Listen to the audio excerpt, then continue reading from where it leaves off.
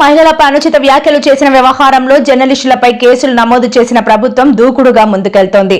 ఈ పరిణామాలపై వైసీపీ మండిపడుతోంది. దీనిపై స్పందిస్తూ ఇవాళ వైఎస్ జగన్ సంచలన ట్వీట్ చేశారు. ఇలా మహిళల గౌరవం కాపాడతామని చెబుతున్న వారి ఈ వీడియోలు వారి నిజమైన వైఖరిని స్పష్టంగా ప్రతిబింబిస్తాయని జగన్ తెలిపారు. ఈ ట్వీట్ కు చంద్రబాబు, లోకేష్, బాలకృష్ణ గతంలో మాట్లాడిన మాటల వీడియోల్ని జత చేశారు. ప్రభుత్వ నిర్లక్ష్యానికి నిదర్శనంగా రాష్ట్రంలో ఒక సంవత్సరంలో 188 అత్యాచారాలు, 15 అత్యాచార హత్యలు జరిగాయన్నారు. ఊరుకుంటారు మా ఫ్యాన్స్, ఊరుకోరుగా అమ్మాయిలు వెంట పెట్టాలంటే ఊరుకుంటారంట. వెళ్ళి ముద్దను పెట్టారు, కడుపుని చేసేయాలి అంతే. వెళ్ళి ముద్దను పెట్టారు, కడుపుని చేసేయాలి అంతే. కమిట్ అనే పోవాలి, కమిట్ అనే పోవాలి ఏదో ఒకటి. సో అలాగే కాదు, తోటలు మగబిడ్డ కంటారంటే అత్తొద్దు అంటున్నా.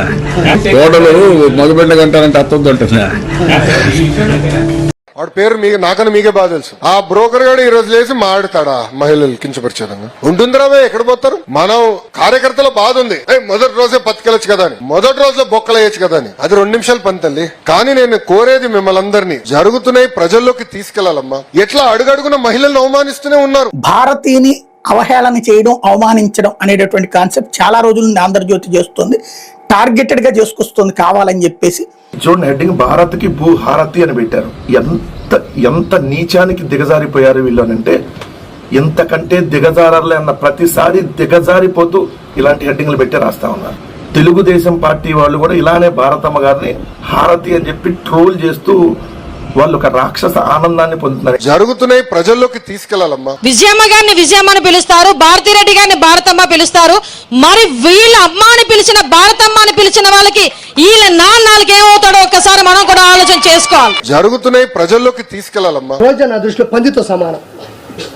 పంది కొవ్వునే లడ్లో వాడారు, రోజా కొవ్వునే లడ్లో వాడారు. అందుకే రోజా సంబరపడుతున్నట్టుంది. నేను ఉపయోగపడ్డాను. జరుగుతున్నాయి ప్రజల్లోకి తీసుకెళ్లాలమ్మా. ముగ్గురు ముసలి ముందులో ఒకసారి తిన్నాయి. ఈ ముందులో గ్లామర్ పెరిగినాయంట. ఈ లపాకి ఈ ఆర్కే రోజా ఈ ముసలి ముందులో మాట్లాడుకోవడం రోజు గుర్తు పెట్టుకో.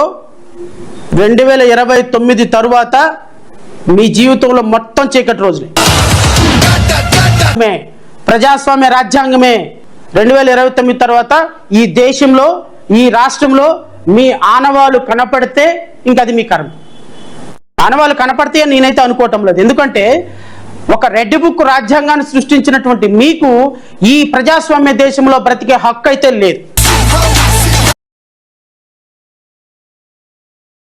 వైసీపీ అధినేత మాజీ సీఎం వైఎస్